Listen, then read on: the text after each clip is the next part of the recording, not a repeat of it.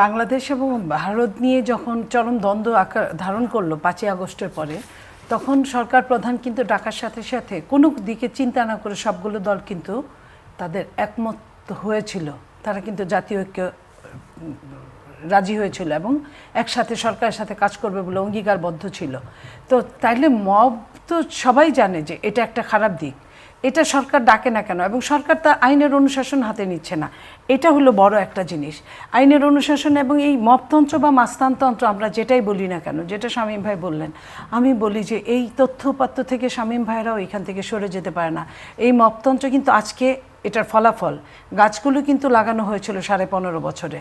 সেই 15.5 বছরে আওয়ামী লীগের সময় যে অবস্থা করেছিল, গুম খুন আয়নাঘর, এগুলো কিন্তু সবই সরকারি মপতন্ত্র ছিল।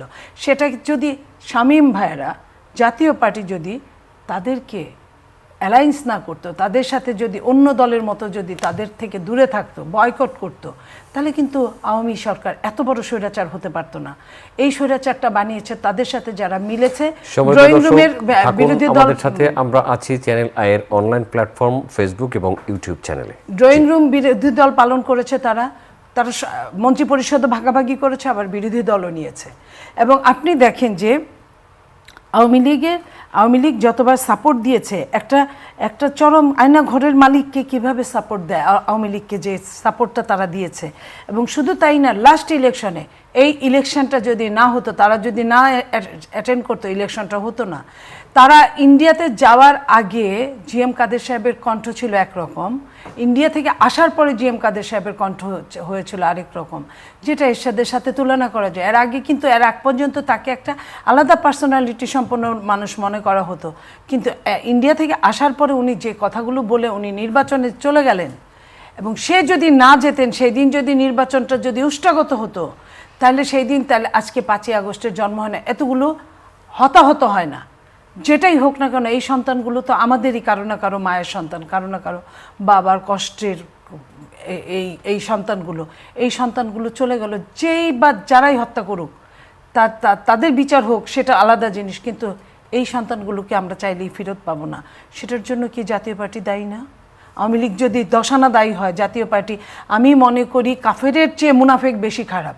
কারণ কাফের যেমন সেটা কিন্তু বোঝা যায়, মুনাফেকের রকম ফের বোঝা যায় না, একরকম বলে আরেক রকম করে। এই যে রকম ফেরটা, এই জিনিসটা একটা রাজনৈতিক দলের এটা মানায় না। একজন মানুষ, একজন ডাক্তার, আমরা বলি একজন ডাক্তার যদি ভুল চিকিৎসা করে, একজন রুগী মারা যায়। একজন নেতা যদি ভুল চিকিৎসা করে জাতিকে, একটা জাতি ধ্বংস হয়ে যায়।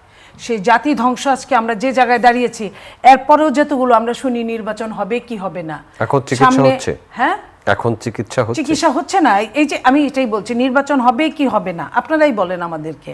এবং দেশের আইন শৃঙ্খলা সঠিক হবে কি হবে না, দেশের অর্থনীতি ঠিক মতো মজবুত হবে কি হবে না, দেশের রাজনীতি সুন্দরভাবে পরিচালিত হবে কি হবে না, এগুলো সব কিছুর জন্য যেমন দায়ী আওয়ামী লীগ, ঠিক এই তথ্য উপাত্ত থেকে জাতীয় পার্টি নিজেকে রেহাই দিতে পারে না। কারণ তারা বরাবরই আওয়ামী লীগকে সাপোর্ট করে গেছে, বরাবরই।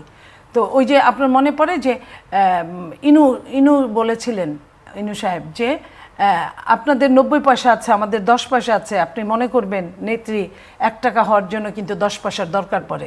ঠিক তেমনই জাতীয় পার্টিও, ঠিক তেমনই ইয়াং এনার্জেটিক মহাসচিব, আমি তাকে কংগ্রেচুলেট জানাই।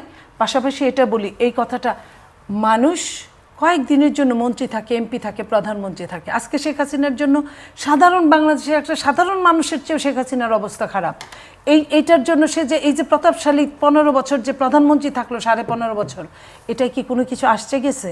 তো আমি এক সময় থাকবো না, এটাই সত্যি। আমার কর্মটা যেন থাকে।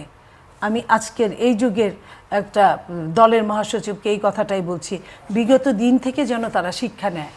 এই শিক্ষাটা যেন আগামী দিনে গণতন্ত্রের জন্য মজবুত একটা ক্ষেত্র তৈরি করতে পারে। ধন্যবাদ আপনাকে।